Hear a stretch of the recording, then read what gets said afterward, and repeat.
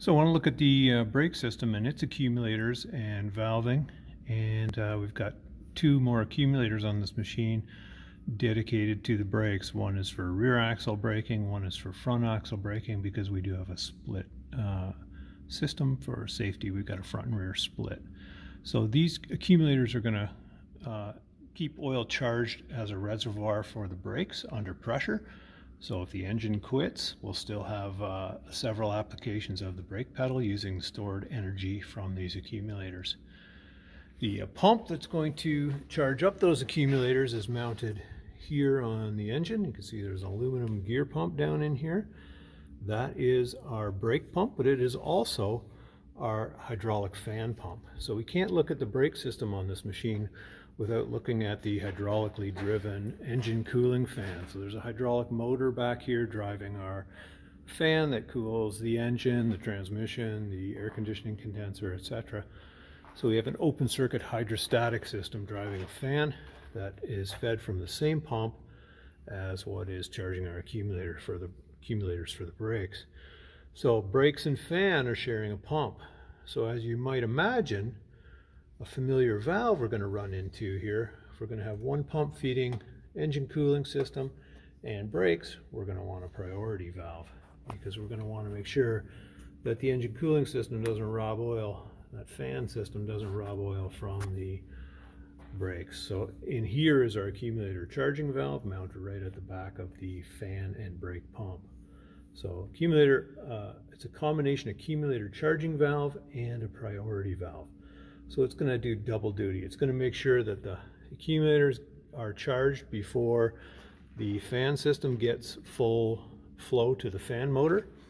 It's also going to determine the cut-in and cut-out pressures for charging our accumulators. So much like an air compressor might kick in and charge up the air tank to a certain pressure and then kick off, and then as the pressure drops back as you use the air out of the tank, then maybe it would cut back in and fill the air tank again.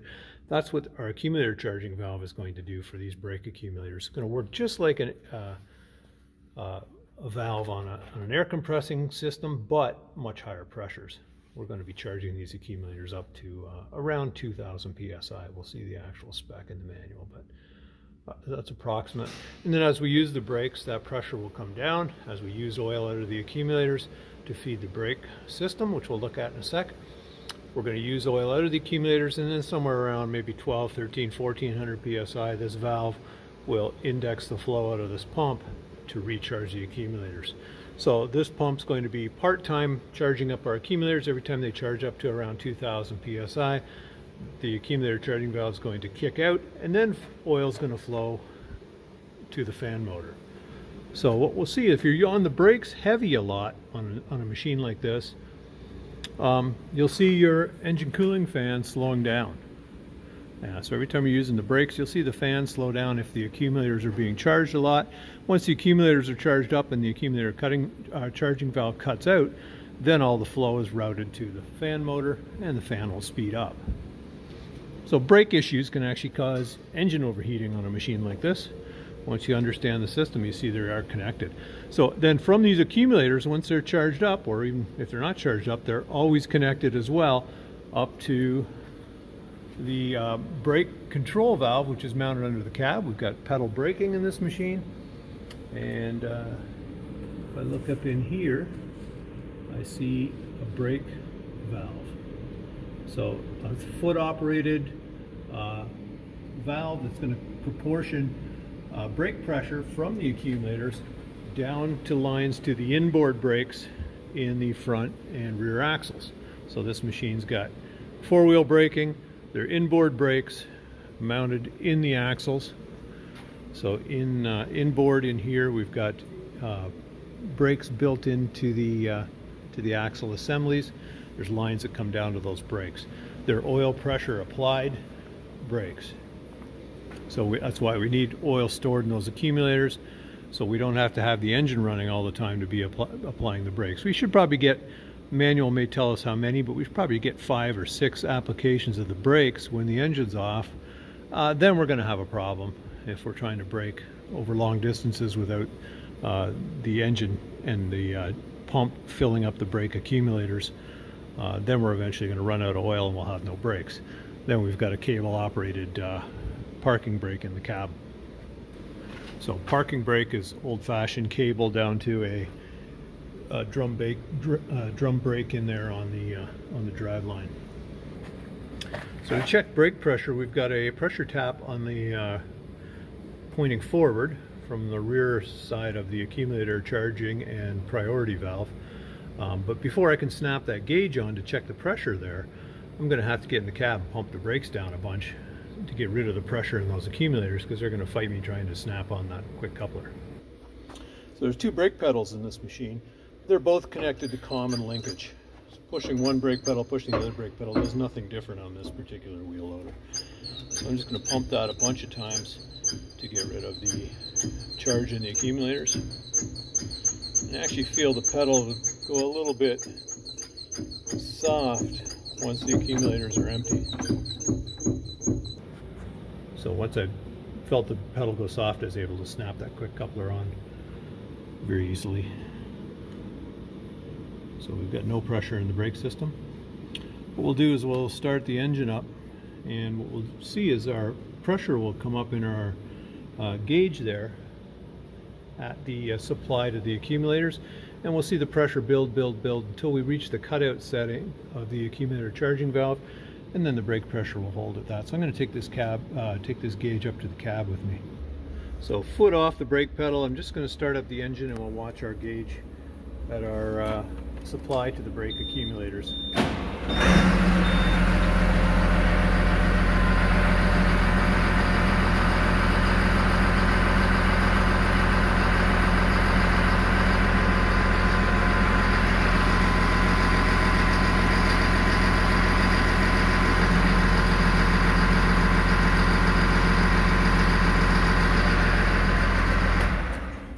So right about 2000 psi, it cut out. So that's our cutout pressure. That's basically where the accumulator charging valve measured that pressure and said that's enough, and quit filling the accumulators, and then diverted the rest of the oil to the fan motor. At that point, you may have heard the engine kind of rev up a little bit, because the load comes off of the engine when the accumulators are fully charged, because the oil going to the fan isn't obviously going to be running it. It's going to be load induced by the fan, which doesn't take 2000 psi. So you do hear a little pitch change in the engine, especially with this noisy 3116. It's one of the noisiest engines in our fleet here. Now, if it's bled down slowly again through, I assume, through the brake valve. We're bleeding on some of our oil. Should be a closed center valve for braking, but again, it's metal to metal fit inside, so we're losing a little bit of pressure within the brake valve. We seem to be settling kind of at this 1770 psi. If I apply the brakes, again, this is with the engine off, so I apply the brakes, you can see every brake application. You can hear dropping. I'm using about maybe 100 psi, 70 maybe, 70 psi per application. So every time I push the pedal, let it back up until I got down to a lower pressure, and then it fell right off. So I'm going to start the engine. We'll watch it cut out again.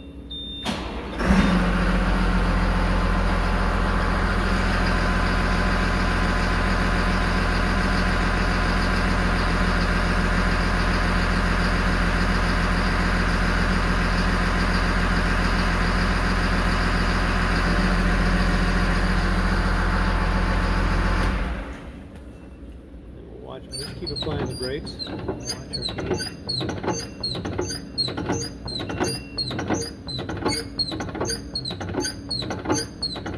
Down to about 1,900. Oh, you notice there, right?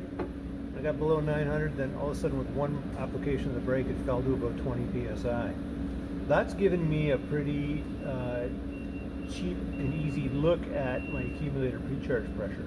When I use the last tablespoon of oil out of the oil side of the piston in the accumulators, the pressure is going to fall rapidly. So I'm kind of seeing approximately there what my nitrogen pre-charge is on the other side of the piston. The more accurate way to do that is to actually hook a nitrogen pressure gauge up to the nitrogen side fitting on the accumulator But this is kind of a quick and easy way to get an idea of how much nitrogen is in your accumulator, whether or not it needs to be recharged.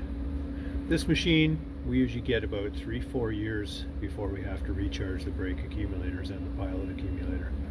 And this one's been about 3, and it still seems to be holding about 800-900 psi of nitrogen, which I think is the spec. But we can verify that in the manual. I'm going to try that again. Now I'll be pumping the brakes with the engine running. We'll watch our cutout, and then I'll pump the brakes while the engine's running, and we'll watch our cut-in pressure. So we'll see the pressure drop down, obviously not right to 19 if the engine's running. The pump's going to recharge those accumulators, and we'll watch the gauge and see cut out first, and then as I pump the brakes, we'll see cut in.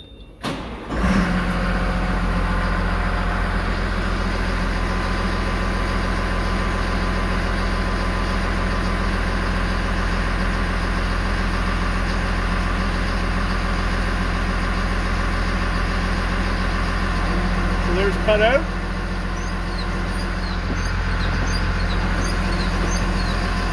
There's cut in.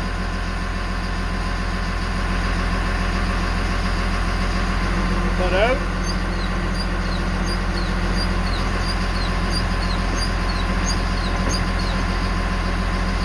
And cut back in. Cut out.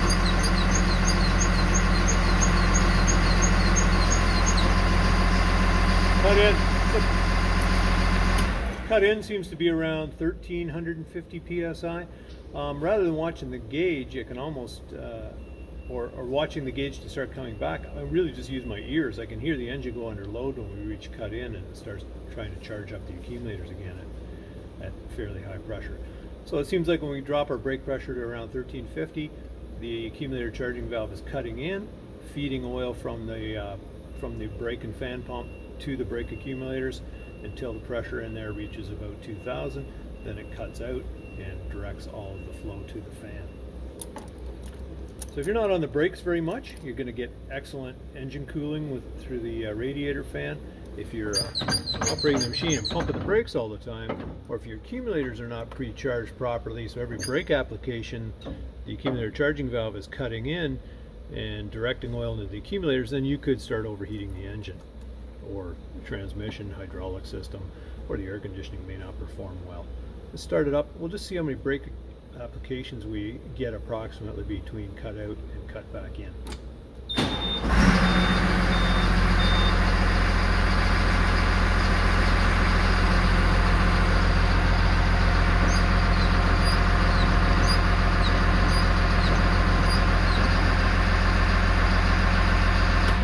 So it looks like I'm getting 5 good brake applications between cut out and cut in.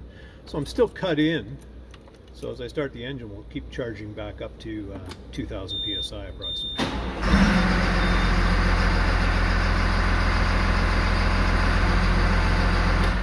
So now we're cut out. So if I start the engine now, the pressure won't climb because we're not below cut-in pressure.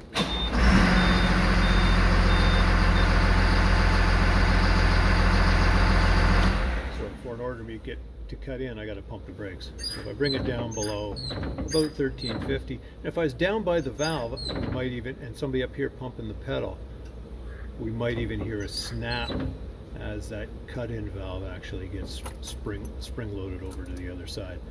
But now that I'm below the 1350 or so, if I start the engine, we'll climb. We're in cut in, so we'll climb back up to cut out pressure.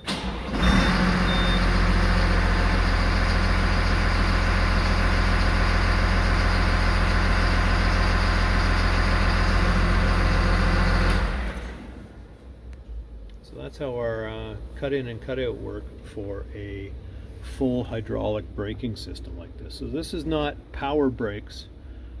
If I don't have pressure stored feeding my brake control valve underneath the cab there, I don't have wheel braking, I don't have my service brakes.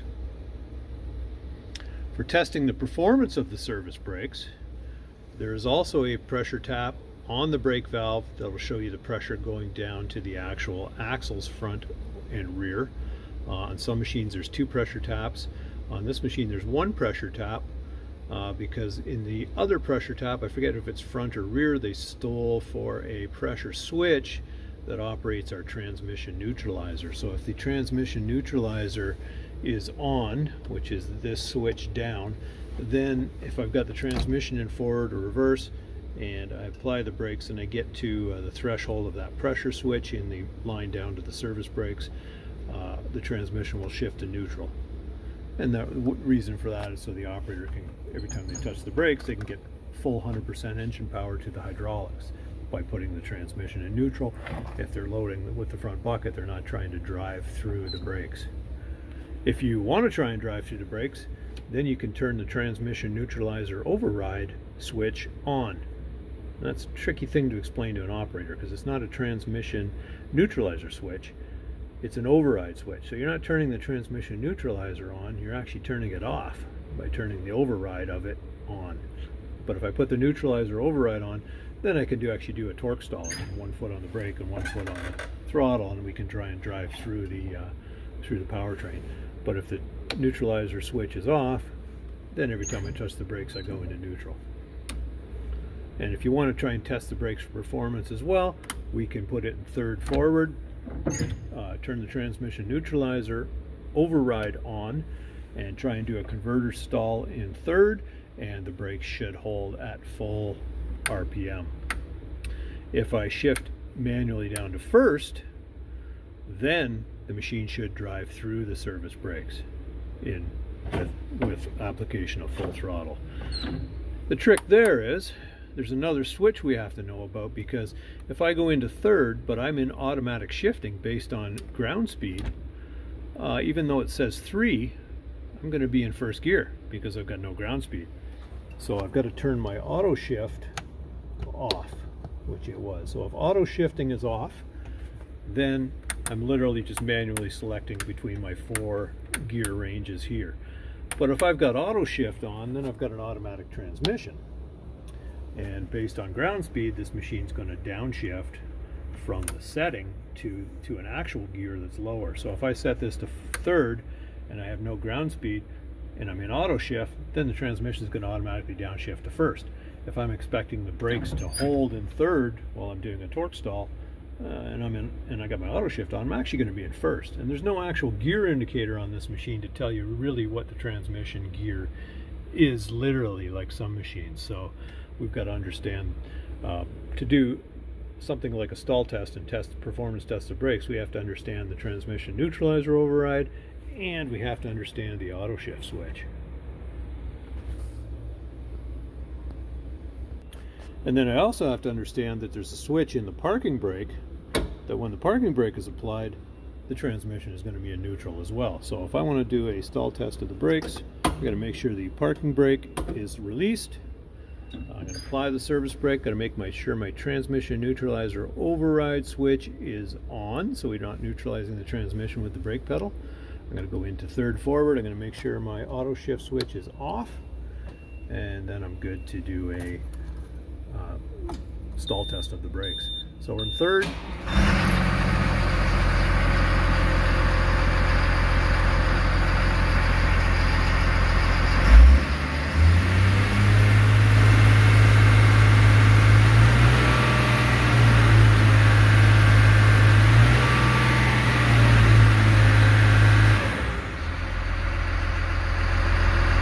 So the brakes are performing well. I can do a full throttle shift from neutral to third forward, and the machine's not going anywhere. If I try that in first, we should drive through the brakes. We should have enough engine power.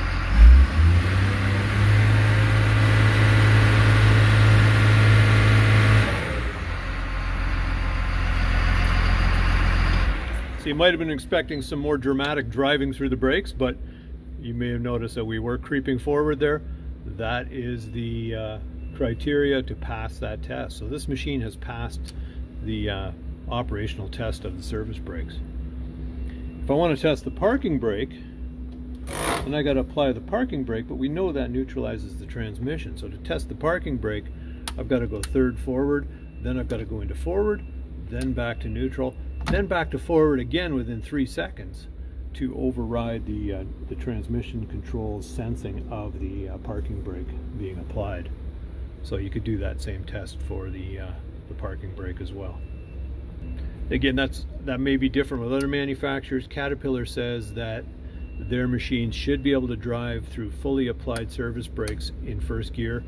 They should be able to hold a full throttle torque stall in third, and same rules apply for the parking brake. And the logic there for saying that we should be able to drive through the brakes in first is just if the brakes for some reason got stuck on, whether you can hear how rusty our linkage is. If the pedal ever stuck to the floor and you were in some hazardous location at a railway crossing or something, for example, they want to make sure that you've got enough power to drive the machine and move it.